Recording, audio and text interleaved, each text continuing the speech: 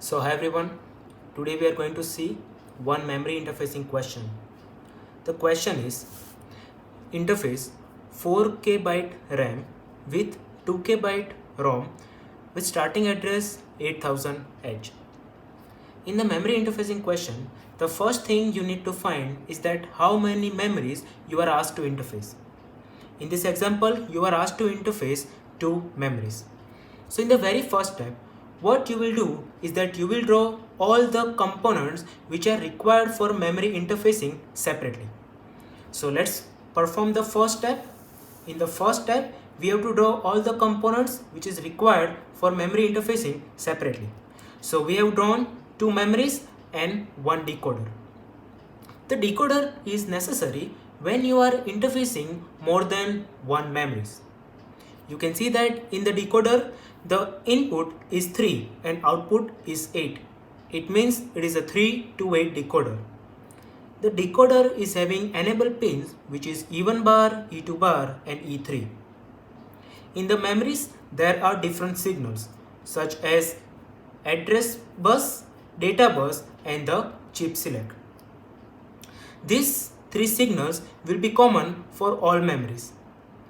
Depending on which type of memory it is, some additional control signals will be required.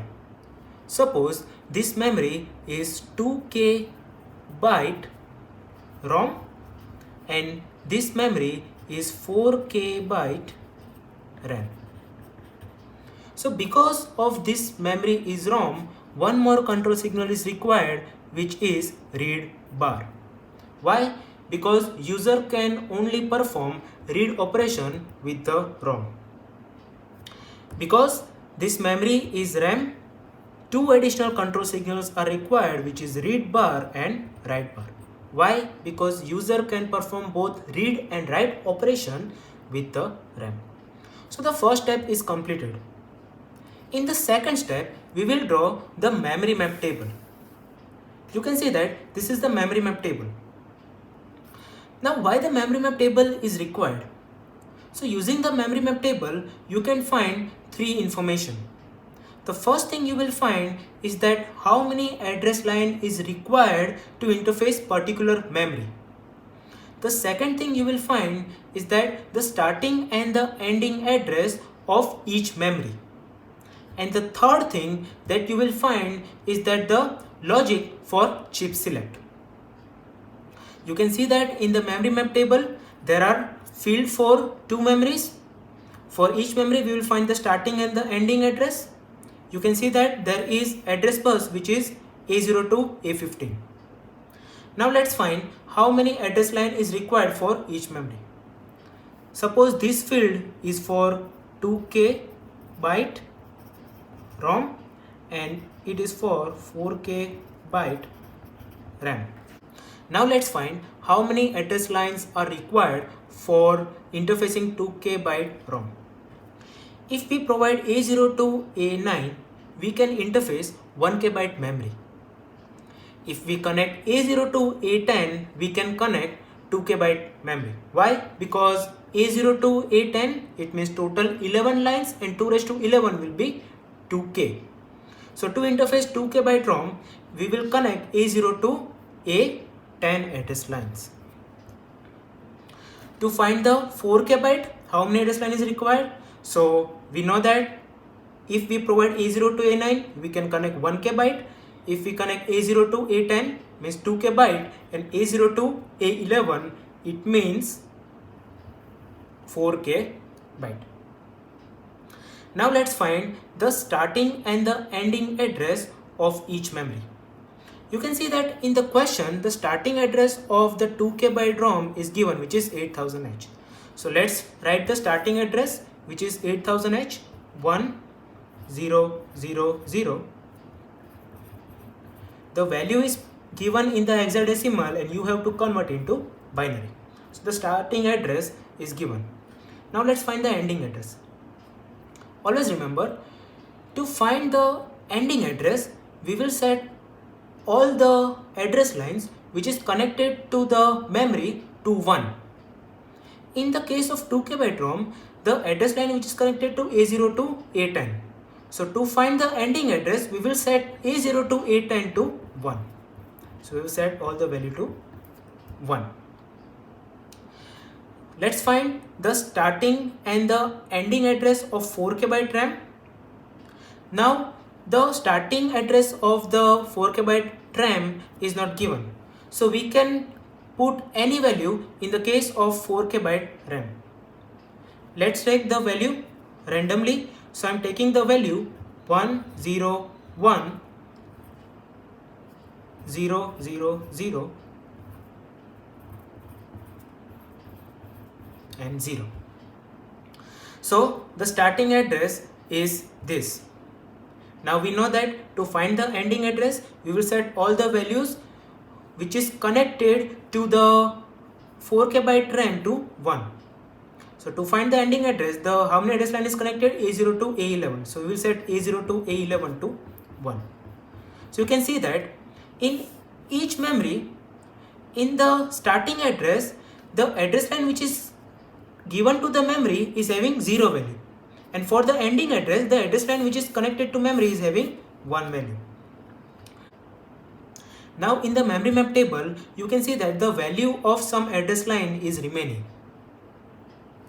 Always remember, the address line which is connected to no memory will be connected to the decoder. Now you can see that in this example, which address line is connected to no memory? A12, 13, 14 and 15. This line will be connected to decoder and this line will be used for the chip select. And the value of 8, 12, 13, 14 and 15 will remain same for the one chip. So in the starting address, the value of 8, 12, 13, 14 and 15 is 1000. So for the ending address, it should be 100 and 0. Again, the value of 8, 12, 13, 14 and 15 is 1010 for the 4K byte. So for the ending address, it should remain same. So what I am trying to say is the value of the lines which is connected to decoder will remain same for one chip. And for different chip, the value will be different.